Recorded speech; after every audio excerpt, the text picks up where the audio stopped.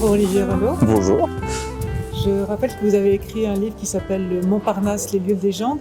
Nous ne sommes pas à Montparnasse ici, nous sommes plutôt vers le parc Montsouris. Et à quel endroit exactement? Alors nous sommes Villa-Seurat, nous sommes dans le Montparnasse culturel, qui lui dessine un arc de cercle beaucoup plus grand que le Montparnasse administratif. Effectivement, le cœur de Montparnasse, c'est le boulevard avec ses grandes brasseries et les quelques ateliers des rues avoisinantes. Mais vers l'ouest, le quartier culturel vraiment de Montparnasse continue du côté de la Villa Falguière et jusqu'à la Ruche, et vers l'est, jusqu'ici à Montsouris, là où sont venus s'établir des gens comme Braque et Fujita par exemple. Et ici, la Villa Seurat, qui est une des villas mythiques du quartier du Montparnasse culturel, en tout cas du 14e arrondissement, où de nombreux peintres, architectes, sculpteurs sont venus vivre et travailler ici. À l'entrée, montant la garde ici, à l'entrée de cette villa, Salvador Dali a vécu 3 ans ici, avec Gala, dans cette maison qui fait l'angle donc de la rue de la Tombissoire et de la Villa Seurat. C'est le début de l'entrée de cette villa qui a été construite, d'abord rachetée par André Lursa. André Lursa est un architecte, frère de Jean Lursa, qui est très connu notamment pour ses tapisseries.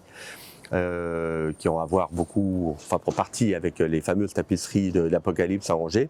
Son frère, donc André architecte, achète ce lopin de terre ici, qui était un peu en déshérence. En fait, c'était une série de hangars, il n'y avait pas vraiment de maison.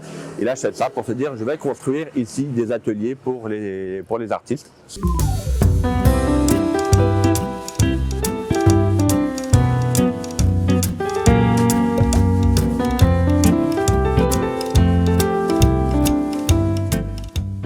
C'est une architecture assez simple qui joue sur des volumes et des plans. Vous voyez que les façades sont presque planes, béton beaucoup, des grandes verrières pour les ateliers parce que ce sont des maisons ateliers. Elles ont été construites pour que les artistes puissent à la fois y vivre et travailler. On est bien devant la maison construite par André Lursa pour son frère Jean, construite vers 1924. Son frère s'y installe vers 1925. On voit encore là des gros volumes, une villa faite en forme de L, si on veut, faite en angle, avec des gros volumes.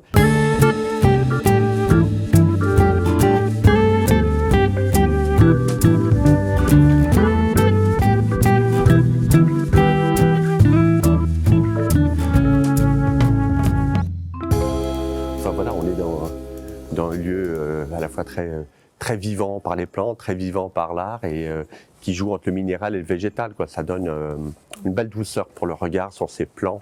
Ce qui plaît à Man Ray dans le quartier de Montparnasse, un peu élargi, c'est cette dimension cosmopolite où il rencontre des gens qui parlent aussi mal français que lui. Donc il s'y sent à l'aise, à la fois baigné dans cette vie très parisienne puisque Kiki ne peut pas faire plus française qu'une bourguignonne qui vit à Paris, quoi. Donc Kiki et les autres.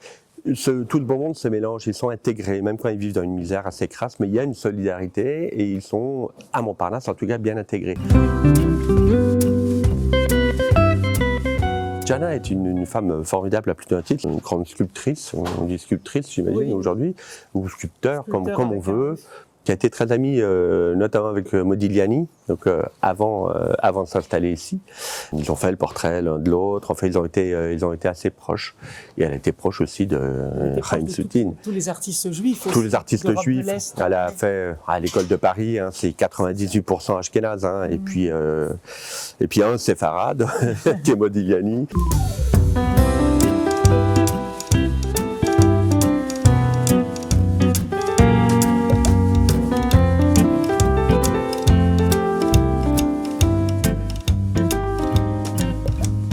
C'est un quartier où les photographes ont pu se développer sans jeu de mots et développer leur art. On a Brassailles, on a Cartels, on a un peu tout le monde qui vient ici, Capa, enfin bon, c'est un quartier aussi de photographes.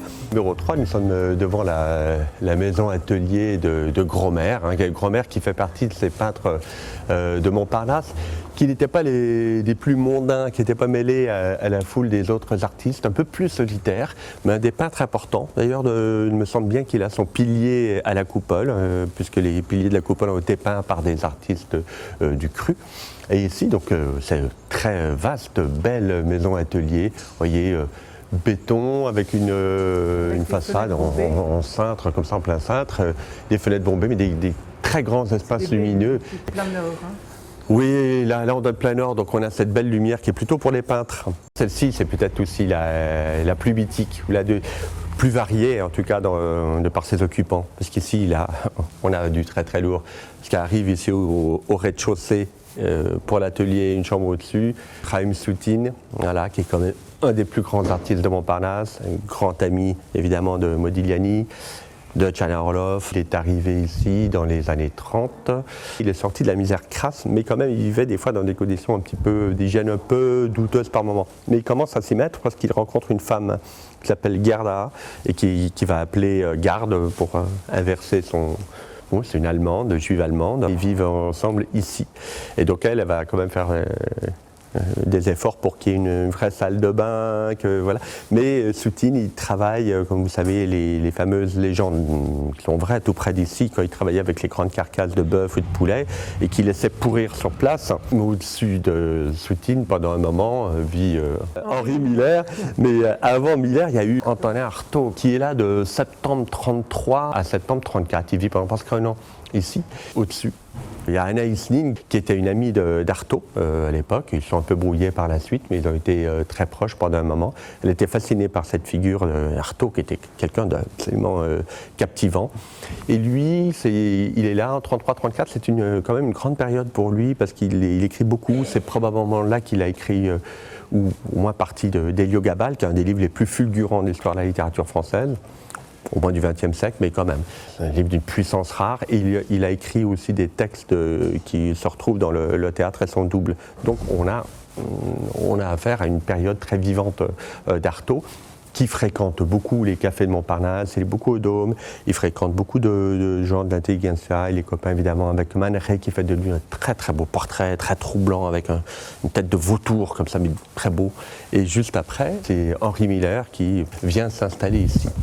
Il publie le Tropique du Cancer et il vit ici pendant 3 ans et écrit le Tropique du Capricorne. Il rencontre plein de gens parce que lui, il a ce côté-là quand même assez vivant. Il tape à la machine à écrire, les gens font la fête chez lui, ça boit beaucoup. Il y a Anaïs Nin évidemment dans le décor et lui continue à écrire. Il met des tas de mots assez rigolos sur sa porte, pas déranger pendant le travail ou de dire je suis parti pour la journée ou pour la quinzaine. Enfin, il met un tas de petits mots comme ça. Voilà, c'est tout un personnage, Henri Miller, qui vit ici.